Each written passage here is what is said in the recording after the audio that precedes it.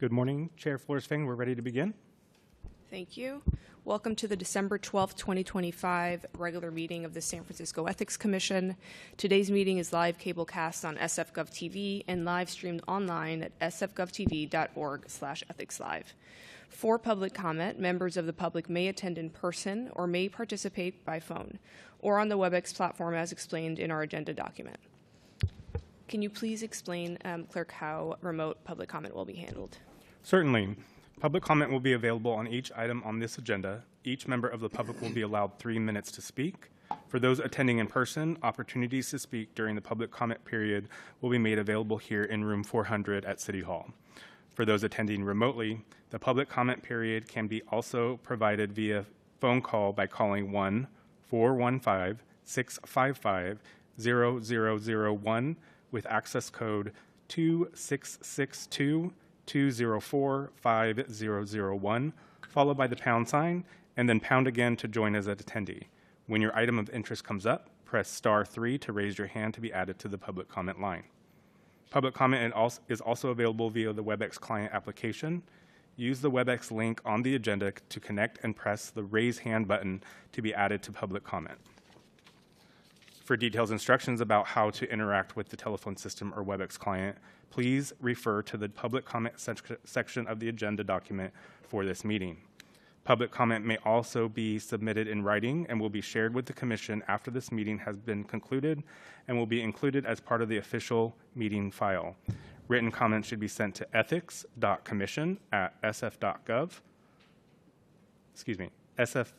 sfgov.org.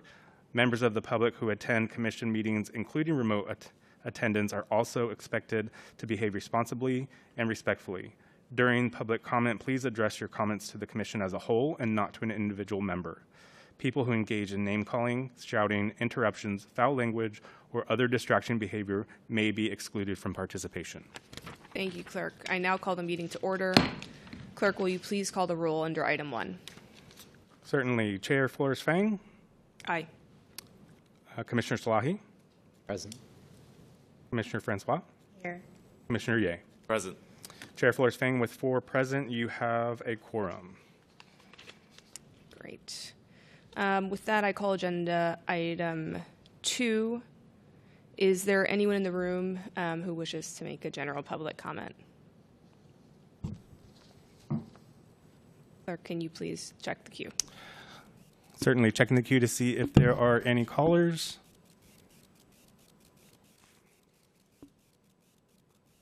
And there are no callers, Chair. No further members of the public wishing to speak. I now declare item 2 closed. I'm going to call the consent calendar now. So, colleagues, as noted on the agenda, there will be no separate discussion on a consent calendar item unless a request is made by a Commission member or a member of the public in attendance, in which event the matter shall be removed from the consent calendar and considered as a separate item. I have something that I'd like to take off the agenda, off the consent calendar, I mean, but does anybody else, I'd like to take off the Executive Director's report, just ask a brief question about that.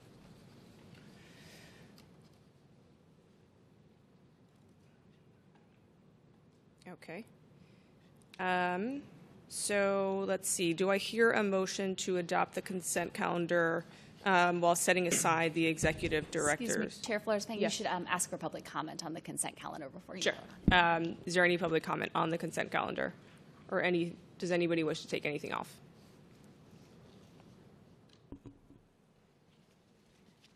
No one in the room. Clerk, can you please check the queue? Checking the queue for any callers. And there are no callers in the queue, Chair. Okay. Do I hear a motion to adopt the consent calendar, setting aside the Executive Director's report? So moved. Second. Clerk, will you please call the roll? Certainly. On the motion to adopt the consent calendar with the removal of the Executive Director's report, Commissioner Ye? Aye. Commissioner Francois? Aye. Commissioner Salahi? Aye. And Chair Flores-Feng. Aye. And Chair, with 4 votes in the affirmative, the motion passes. Great. So I'd now like to move on to the executive director's report. I specifically had a question about the budget. I know that the budget is set to begin this month, and we heard yesterday, or we're receiving instructions yesterday, so I'd like to know if the staff has any follow-ups or anything they can share on that. Thank you, Chair. For the record, Pat Ford, Executive Director. Yes, we actually had a meeting this morning. It just ended before this meeting started, in which MBO, the Mayor's Budget Office, gave their initial presentation on what the budget instructions will be this year. The takeaway was that there is a major structural deficit. It's about $1 billion spread across the 2 fiscal years of this upcoming budget cycle. So just, again, a very negative budget outlook. Tax revenues, I think especially gross receipts revenues, are a little bit higher than expected. That news came out several days ago, but it's nowhere near what the city will lose from some of the changes in federal policy. H.R. 1 depriving the city of a lot of federal funding for many of the social services programs the city administers. So a major priority for the mayor's office will be finding funding to try to meet that shortfall. So they will be looking closely at what all departments are doing citywide and trying to find ways to reduce essentially operations, make decisions about what the city is going to do less of. They said they are not going to take the approach as in prior years of spreading a uniform % cut target across all city departments and trying to maintain operations as much as possible while still just cutting funding. They said they're actually going to work with the departments and strategically reduce what the departments are doing with the goal of, they said, roughly a 15% cut citywide of general fund support. So it didn't really tell us what our cut target is going to be. I think they're not telling departments that. They're just looking for an average citywide. They did acknowledge, the budget director did acknowledge during the meeting that perhaps for smaller departments, it may be harder to reach an overall % cut target. So that was good to hear that they recognize that departments of varying sizes meet cuts in different ways. It does seem that they're looking at larger departments that have budgets for things other than staff. We're about 90% staff in our budget. That is not the case for many departments, especially departments that have CBO granting programs or that contract out for a lot of services. A lot of those departments have very big budgets for those kinds of expenditures. We don't. So I'm optimistic that hopefully the mayor's office will be looking to those as more of a way to cut funding and to meet this budget deficit. But otherwise, the action items following that presentation were that we'll be doing a worksheet that we'll be sending to the mayor's office talking about what our department's core mission is and what operations we engage in that fulfill that mission. So, we're ready to do that. We have lots of information. We have really good KPIs that we've been tracking to show exactly how we are operating, and we can measure our success and how that supports our mission. So we feel very ready to go through that exercise with MBO, and definitely want to engage with both you, Chair, and Vice Chair Salahi on that process and work with you about how we message that and get your perspective. Other commissioners as well, please, if you have thoughts about that, would love to meet with you. We'll have to meet separately so we don't have a Brown Act issue, but would be glad to find that time. Great, thank you for that update. Any public comment? Chair Fuller's Fang checking the queue to see if there's any callers. Okay, thank you.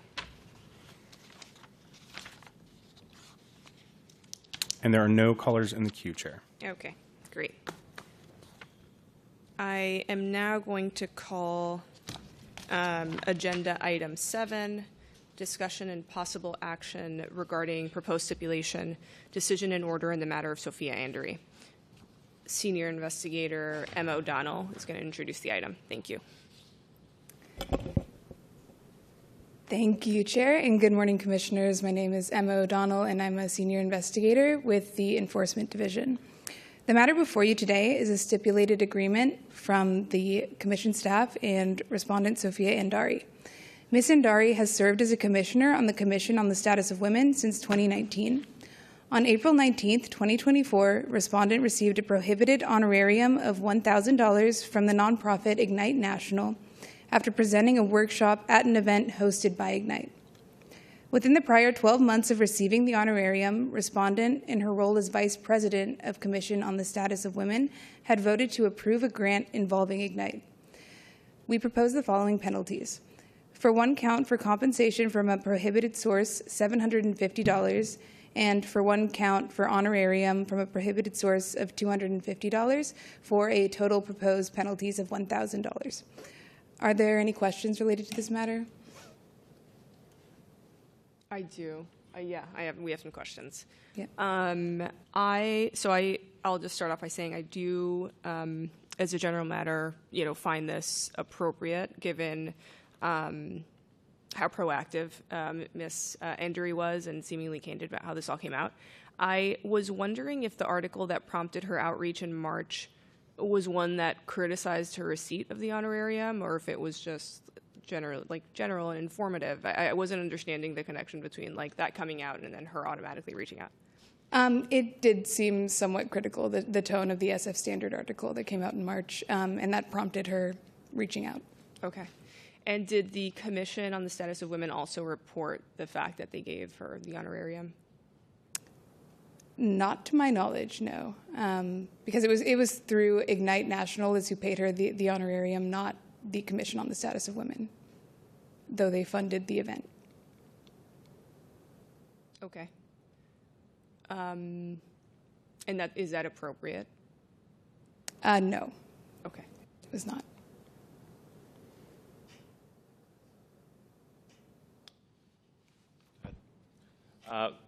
One comment and two questions. I think there's a typo on page 7, second line of summary of facts. I think it should say vice president and not vice president.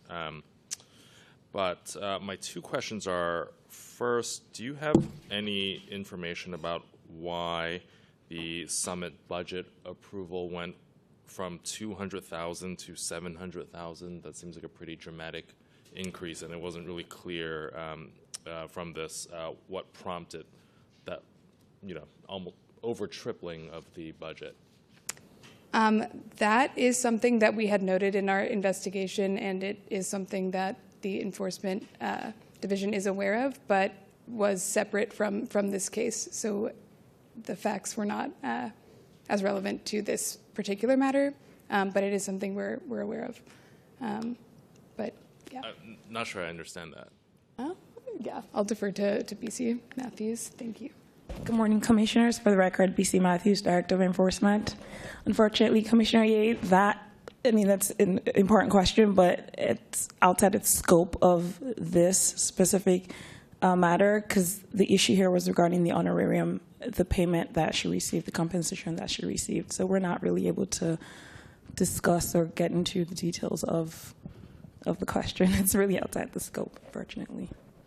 I think I ultimately, agree with Chair Flores-Fang that this seems like an appropriate disposition, but I would think, the actions that she took, is somewhat related to, the possibility of there being a conflict. If, for example, she were accused of making a decision or getting compensated for vastly increasing the budget, I think that is a relevant fact. Right. So had she made those decisions after she received the compensation, and that would trigger the conflict of interest rules. In this case, it didn't happen in that order, but it is a valid concern, and it's also, why the way it happened too is a problem, and that's why we're here.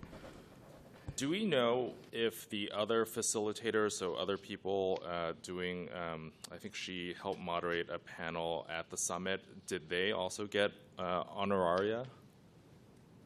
Yes, they did, but they were not city officers or employees. Was it about the same amount? From my understanding, yes. And also when they did approve the jump from the $200,000 to the $700,000, that was before she was offered this opportunity to speak at the workshop. So that's also why it was not a factor in our investigation. So, and my last question, I know the penalty is $1,000, but was the $1,000, I can't remember whether she actually received it, but if she did receive it, was that repaid? It was $1,000 and it was not repaid. She did reach out and attempted to find a way to return it, but there was not really an avenue for her to give that back. But she did attempt to return the $1,000. I feel like that should be part of the stipulation then. It seems like she got $1,000, gets to keep it, and is now being fined $1,000. So I feel like the fine should be on top of the $1,000. Not that she gets to keep it. She should be disgorged of it, is my point. Got it. Yeah, I think we did consider mitigating factors such as it being an inadvertent and isolated incident, which we determined from our investigation. And we also noted that she did lead a breakout session in the prior year in a non-city capacity, and she was not provided any kind of compensation. So she was not aware that she would be getting any kind of compensation when she was offered this opportunity to present this workshop.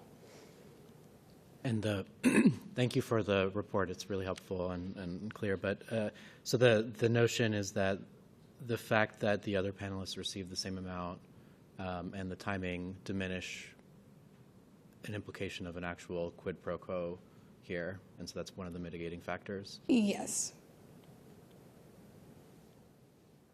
And earlier, just to clarify my question, sorry. Actually, do you want to wrap up, or is that, does Ignite have to disclose how much they're giving everybody? That was more my question. Not from my understanding, Okay. no. Okay. Yeah.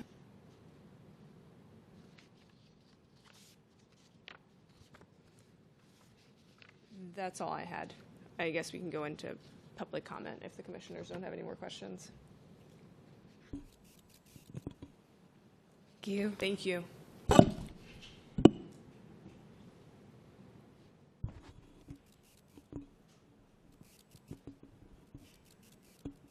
Can you check the queue, please? Chair checking the queue to see if there's any callers. And it looks like we do have one caller in the queue. Give us one moment to connect. Welcome, caller. Can you hear me?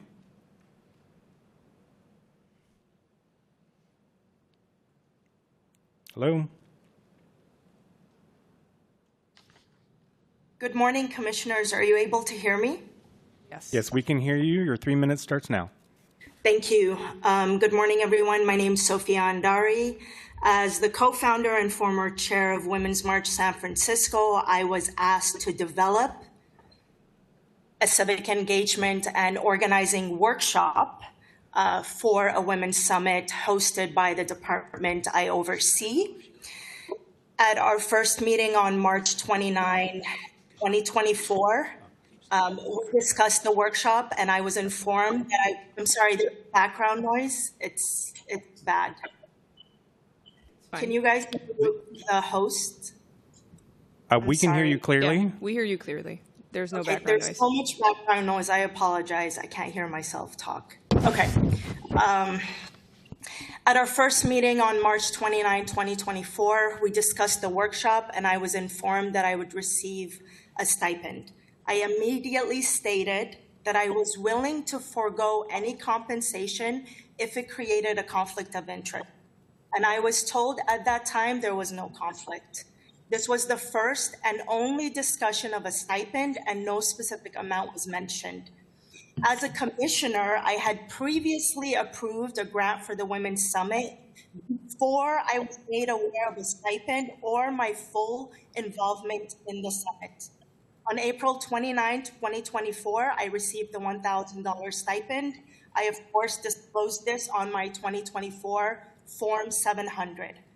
On March 28, 2025, the stipend was publicly reported as a potential conflict of interest. As soon as I saw the article, immediately contacted the Ethics Commission, and I submitted a general guidance request to clarify the timeline, to emphasize that there was no malintent. I also offered to return the funds. I sought guidance from my assigned city attorney, from the mayor's chief of staff, reiterating my desire to return the stipend and my understanding that this was not a violation at the time. Unfortunately, I didn't receive direction on how to return the funds. In September 2025, I fully cooperated with the Ethics Commission's investigation, including meeting with investigators and providing all relevant information and timeline. I am a big believer in transparency, accountability, and the integrity of this process. I accepted the stipulation because I have always intended to return the funds once I learned it was a conflict, and because I believe in taking responsibility. Thank you so much. Thank you. Thank you for your comments.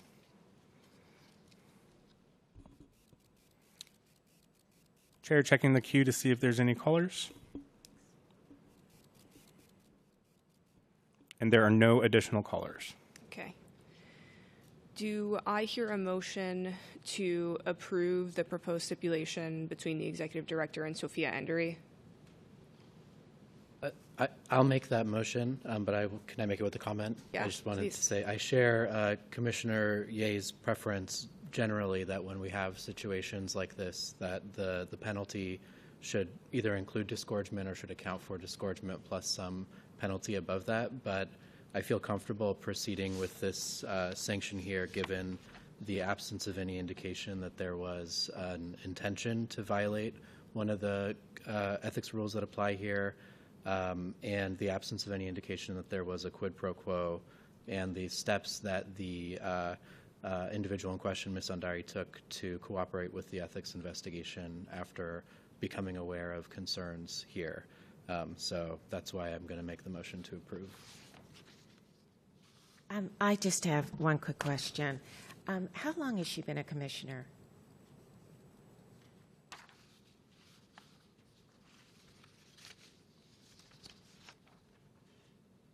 Since 2019.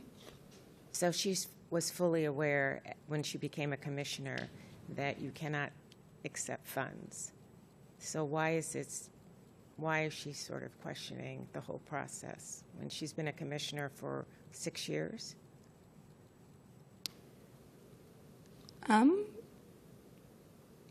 Yeah, I might defer to Ms. Matthews again, please. Thanks. Good. Got it.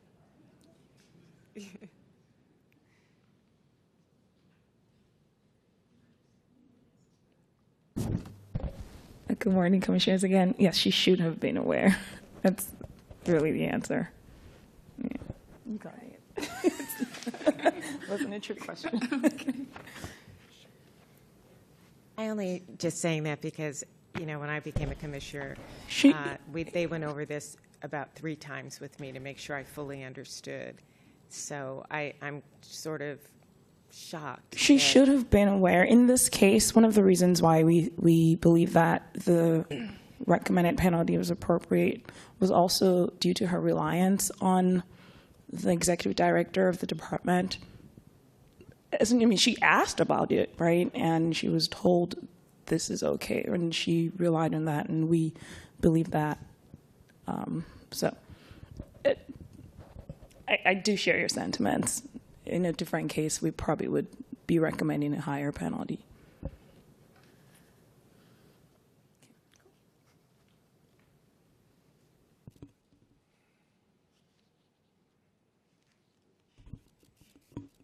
So we have a motion. Not sure if it's seconded. I'm happy to second that motion with that caveat, which makes absolute sense to me as well. I think, Clerk, you can call the roll now. Absolutely. On the motion to approve the stipulation in item 7, Commissioner Ye, Aye. Commissioner Francois, Aye. Vice Chair Salahi, Aye. and Chair Flores-Fang. Aye. Chair Flores-Fang, with 4 votes in the affirmative, the motion passes. Closed. I now call agenda item 8, discussion and possible action regarding preliminary matters in the matter of Charlie Chiem. Not sure if I'm saying that right. Please correct me if I'm wrong.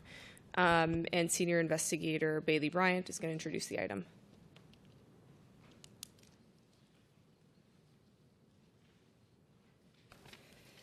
Good morning, Chair Flores, Fang, and Commissioners. For the record, my name is Bailey Bryant. I'm a Senior Investigator and Legal Analyst with the Enforcement Division. I'm here to present on Agenda Item 8, which relates to possible action on preliminary procedural matters in the matter of Charlie Chiem. A memo on this matter was submitted to the Commission prior to this meeting. As such, I don't intend to reiterate all of those details. And while this matter relates to the procedural steps and not the merits of the case, I'm of course happy to answer any questions as necessary to allow this matter to proceed. You may be aware that the present case contains a total of 20 violations related to incompatible activities, misuse of city resources, and gifts from restricted sources. The Commission ratified the probable cause determination on all 20 counts back in July of this year. And although the Enforcement Division remains open to settlement with Respondent Charlie Chiem, we now intend to move forward with a hearing on the merits. Enforcement Division staff notified Respondent that this procedural matter would appear on today's agenda before the Commission on November 18th and again on December 3rd via email. Staff also left Respondent a voicemail at his known phone number the week of November 15th. Respondent was provided with the date, time, and location of this meeting, an overview of the probable cause and administrative hearing process, and was informed of his right to state his preferences and raise any preliminary procedural matters himself. The Enforcement Division informed Respondent that it does not plan to raise any preliminary matters and requested that he inform us prior to the meeting today if he intended to raise any himself. Having not heard back from Respondent and given our position that we do not intend to raise preliminary matters, the Enforcement Division recommends that the Commission disregard action items 1 through 3 in this memo related specifically to the pre-hearing preliminary matter procedures and instead proceed with action items 4 and 5. Action item 4 requires the Commission to determine who will preside over the hearing on the merits, and action item 5 determines the sort of procedures and process for the final order.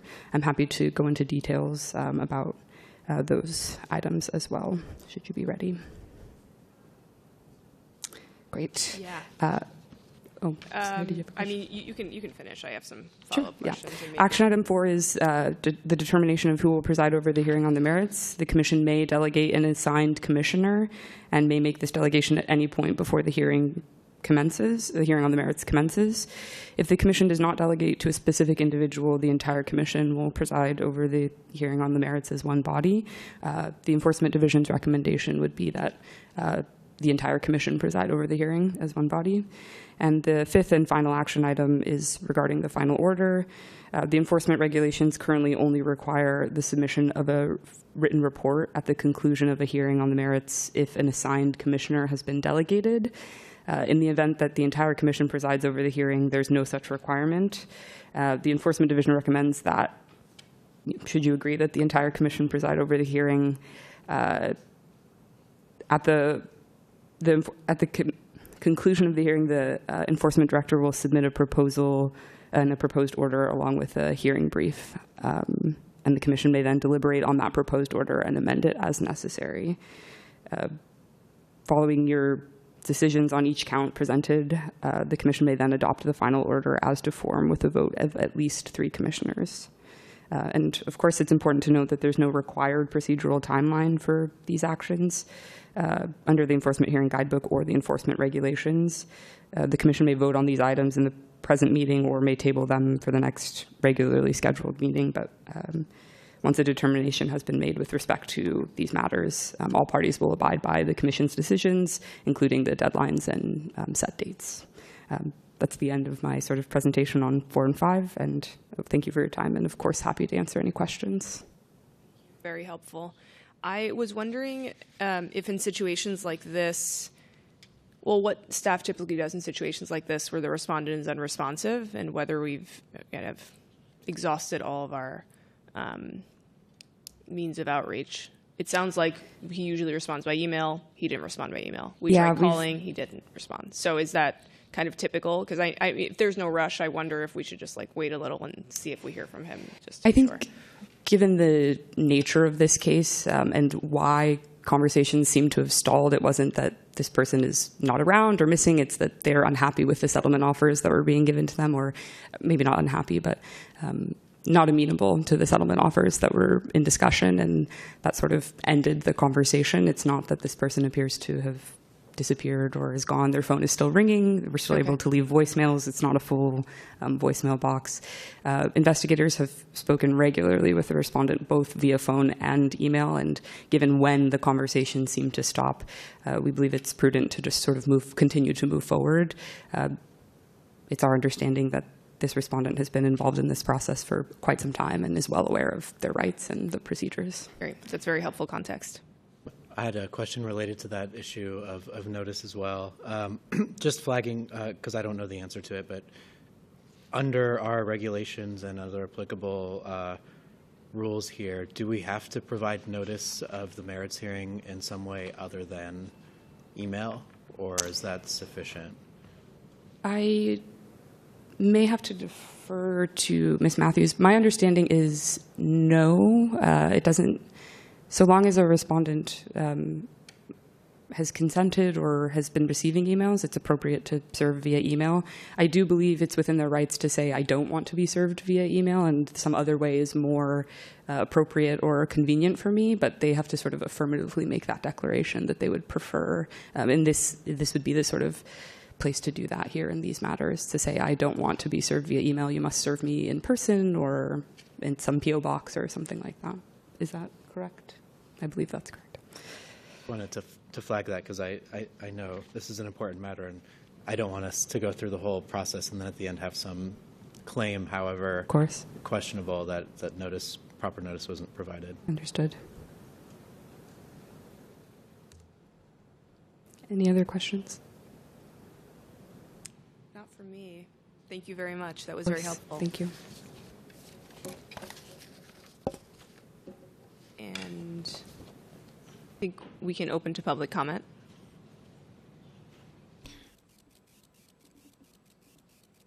Chair Flores-Fang checking the queue, and it looks like we do have one caller. Great. We'll give him one moment to connect. Thank you. Welcome, caller. Can you hear us? Do that one caller. Okay. Hey, well, Your 3 minutes starts now. San Francisco. Can you hear me? Yes, we can hear you. Perfect. Hey, that one caller that likes to pop in. Anyway, I got actually a comment and a question on this. So, first comment I have to make is, the city of San Francisco always sends me a letter. On that letter, what they do is they want to blindfold me and they want to dress me up as a woman. So, basically what they're trying to do is they're trying to get me to perform jury duty. And jury duty is sort of like a civic duty. And I'm wondering, in these cases, in these matters, would it be helpful to reach out to this individual and say, guess what, folks? We just changed the city charter. You can now have a jury duty, a trial by jury. That way the commission should not be the ones making the decisions on whether or not to find this person.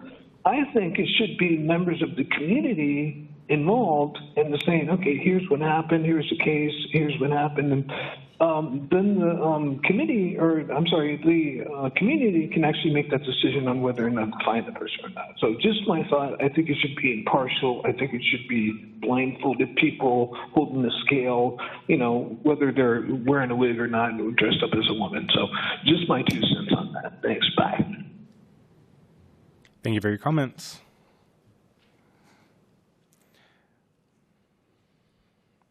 Chair Flores-Fang, we're checking the queue one more time to see if there's any additional callers. Thank you. And there are no more callers in the queue.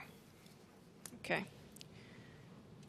So I will share my thoughts, and I'm open to hearing the Commission's thoughts on whether to adopt the recommendation on how to proceed. And that would be, I think, given the precedent already set with Paul Allen Taylor, would be to have the entire commission preside over the hearing on the merits.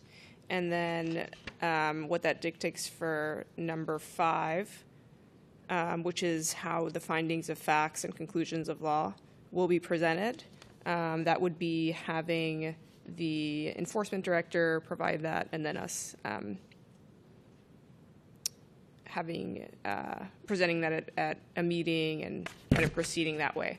So I'm happy to adopt the recommendation and proceed as we did with Paula and Taylor, but I don't know if there are any other questions or alternative ways of doing this that you guys would prefer.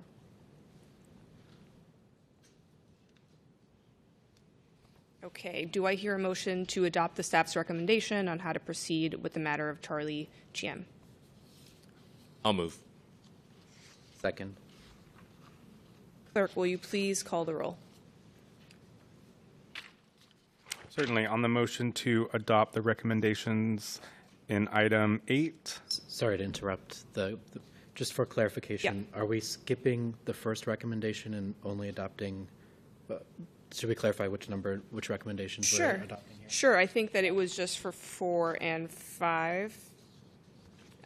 So we would be.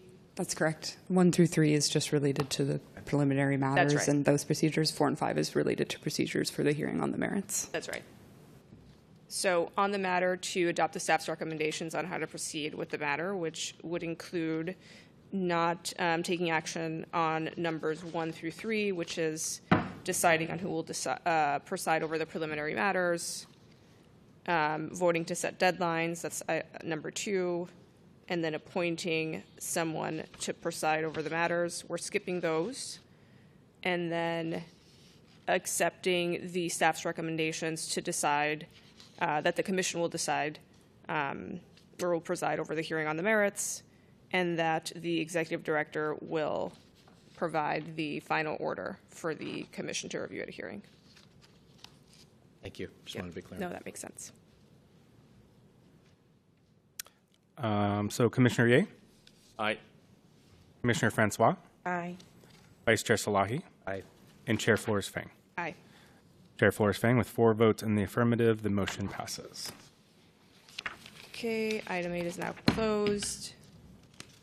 I now call agenda item 9, presentation, discussion, and possible action on regulation amendments regarding the required timeline for considering post-employment and compensated advocacy waivers. Good morning, Commissioners. For the record, Michael Canning, Policy and Legislative Affairs Manager. This item covers proposed regulation amendments regarding the required timelines the Commission has for considering waiver requests for both post-employment and compensated advocacy rules. Both of these rules can be waived by the Commission upon request and given certain conditions. Ethics Commission regulations currently specify that if a request is received within 2 weeks of a Commission meeting, the Commission must consider that waiver request at its next meeting. However, when factoring in the deadlines for preparing and posting meeting materials, this current timeline for waivers can result in staff having just a week to analyze a waiver request, work with the requester, develop recommendations, and prepare a memo containing those recommendations for the Commission. This is simply not enough time to ensure that staff can complete a thorough and thoughtful review of the request and prepare recommendations for the Commission. To allow for greater flexibility and ensure sufficient time is available, the proposed regulation amendments in Attachment 1 of the memo would change the timeline requirements so that instead of needing to be considered at the Commission's next meeting if received within 2 weeks, requests would need to be considered at either of the Commission's next 2 meetings, regardless of when the request was submitted. This would mean that staff would always have at least 3 weeks to prepare a recommendation, and the request would be heard within a maximum of 2 months of being submitted. However, in practice, staff would always seek to have waiver requests considered at the Commission's next meeting, as long as it was feasible given the exact timing the request was submitted, overall workload, and the complexity of the request. Staff recommends the Commission vote to approve the regulation amendments in Attachment 1 to ensure waiver requests are considered in a timely manner while also ensuring staff have flexibility and sufficient time to prepare materials for the Commission. Thank you, and happy to take any questions on this. Thank you, Mr. Canning. I did have one comment that I'm happy to pass it on to my fellow commissioners. So this does, I mean, it seems quite benign. It all makes sense. And I understand that providing more time will allow you to do more like thorough research that will allow like your proposal to be, I think, much more credible and grounded in facts. I am wondering if you've received any pushback or any kind of public comment about any concerns on like undue delay in like making a decision on this, especially because people, these are people's jobs and they're waiting on our decision in order to be able to continue with their lives. So wondering what you've heard. Yeah, we haven't heard any pushback on that front. We did consult with the Department of Human Resources, and they considered this matter to be so kind of minor and ministerial that it doesn't even require notice to bargaining units for potential meet and confer. And I also think that staff would also always factor in the time sensitivities of a request and prioritize ones that had a pending job offer or something like that, whereas the current system doesn't really allow for that. If we had a request submitted, kind of right around that 2-week deadline, even if the requester said, "Oh, this isn't time sensitive, this is happening in 3 months," the commission would still be required to hear it at that most kind of immediate meeting. So, right. Just add more flexibility. Okay, thank you. Not sure. Anyone else? Okay, we can move on to public comment. Anyone in the room? Okay, seeing no one. Clerk, can you check if there's anyone in the queue? Certainly. Chair Flores-Fang checking to see if there's any callers in the queue.